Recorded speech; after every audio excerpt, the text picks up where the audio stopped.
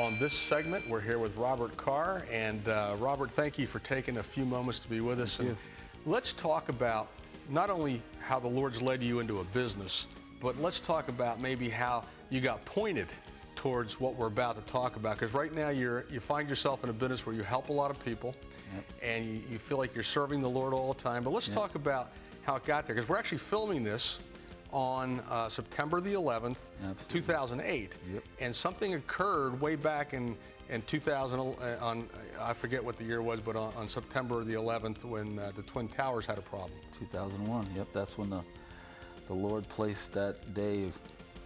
I thought it was a miserable day, but for me, it just, it made my life. Well, start out by telling us what your business was at that time. I had the largest independent elevator contractor company in the city. I had 360 employees, and I manufactured and installed elevators.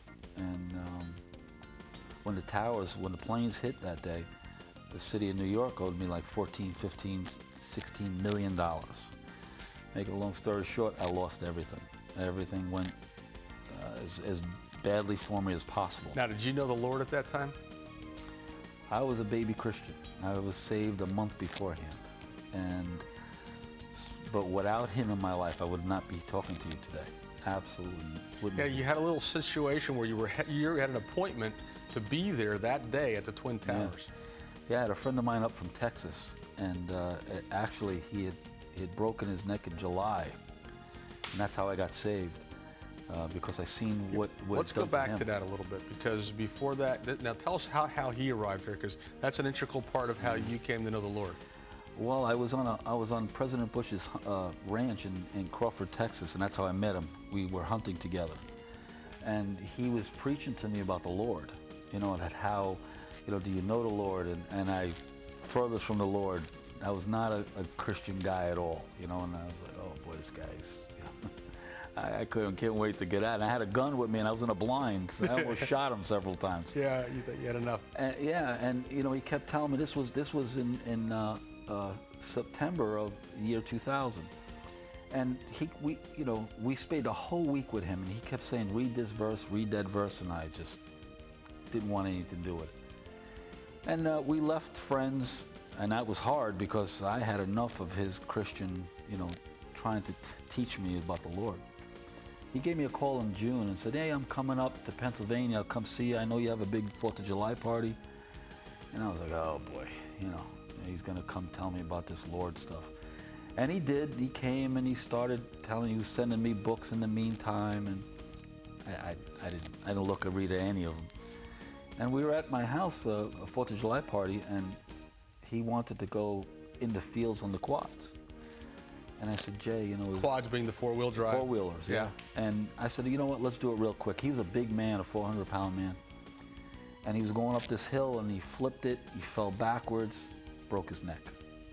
On your property, on my property, as your guest. And my guest, and we're about half a mile into the woods, and I ran to him, and he started, Lord, whatever you have for me, I'm okay with. If you want me to be paralyzed, that's fine with me. And I'm saying, Jay, better check your head. This guy hit his head, And he said, no, Bob, I'm okay. Just something snapped in my neck, but I'm okay. And I was nervous. I said, okay, Jay, stay there. I was with my son. We propped his head up. We kept him, and I went to get help.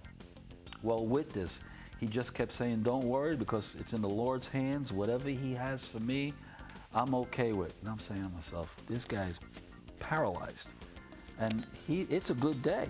It's, he's accepting. He's okay with this. I kept saying, you better check his head. Something wrong. He hit his head hard. They get him into the ambulance. Paramedics come, take him to the hospital, and he's paralyzed. Paralyzed, he doesn't know, and he broke 3 vertebrae in his neck, and he's there a month, and that's all. I stayed by him. In the hospital a month? He's in the hospital a month, and then we're waiting for the surgery.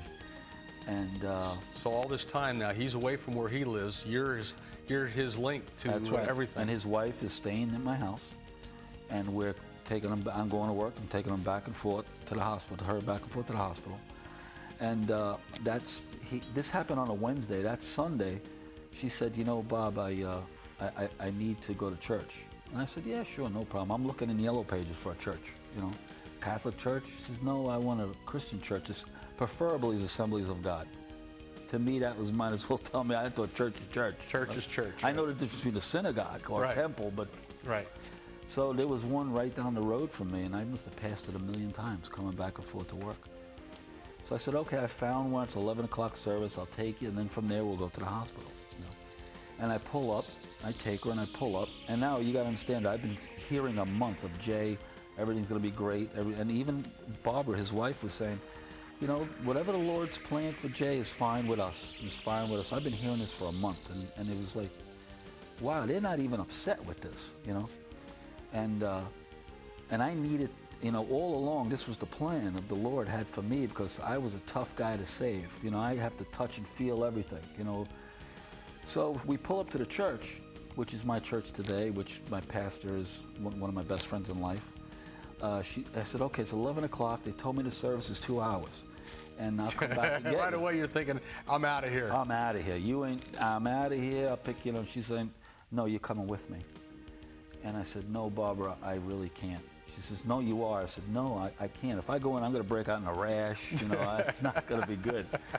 So she says, fine. She says, I just want to let you know. And this woman, I never seen her husband in the hospital. I never seen her upset with anything, you know. And she hits me with, I just want you to know that I haven't missed church in 38 years. So fine, let's go to the hospital, but this is the first time I'm not going to be in church. Now you're under the guilt. Yeah, I'm not going to accept that. I said, okay, I'll come inside. And we went inside, and the next thing I know is the pastor saying, okay, the final prayer, and I'm like, wow, that's 10 minutes. This is great. This is fine. And it was 2 hours, and I left there saved. My life was never the same. I loved Jesus. I loved the Lord, and I came out of there. And when I got out of there, she said, this is fantastic, and my life's been different.